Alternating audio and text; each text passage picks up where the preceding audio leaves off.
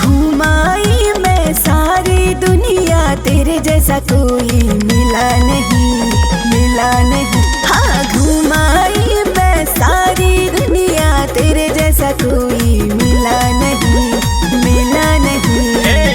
कोई ऐसा मिला नहीं जो आजमगढ़ से हिला नहीं, कोई ऐसा मिला नहीं जो आजमगढ़ से हिला नहीं। ऐसा क्या? हिला नहीं। धत पगले जा जा। कहाँ? कोई ऐसा मिला नहीं जो आजमगढ़ से हिला नहीं।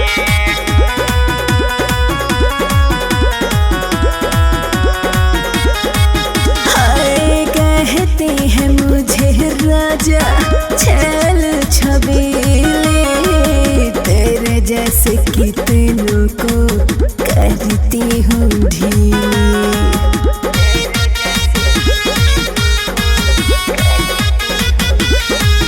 हाँ ढेर बढ़ी बढ़ी जनी बोला ये गोरी, ना तो आज तोहरा चलते चली जाई गोली।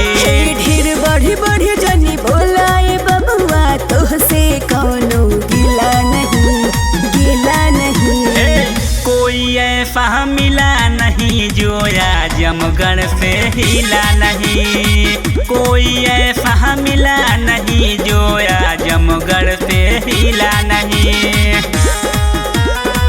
नहीं मानोगे? नहीं मान भी जाओ। हिला नहीं, हिला नहीं।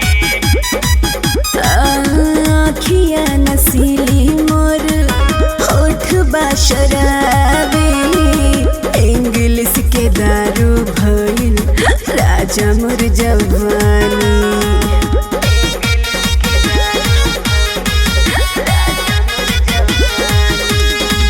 घूटे घूटे पी जाइब हम अपन बानी, लहंगा से चूहे लगी टप टप पानी।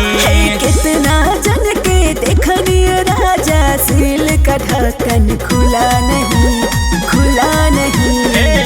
कोई ऐसा मिला नहीं जो आजमगढ़ से हिला नहीं, कोई ऐसा मिला नहीं जो आजमगढ़ से हिला नहीं।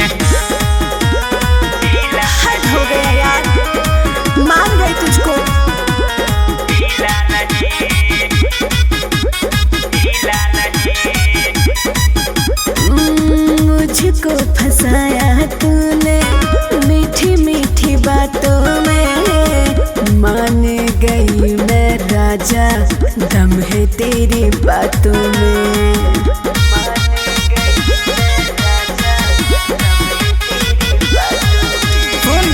राज भर के लाल हई बात गैलू मानी, शिवी राज के नामे कैलू गोरी जवानी। इंद्र राज भार तेरे जैसा अब तक कोई मिला नहीं, मिला नहीं।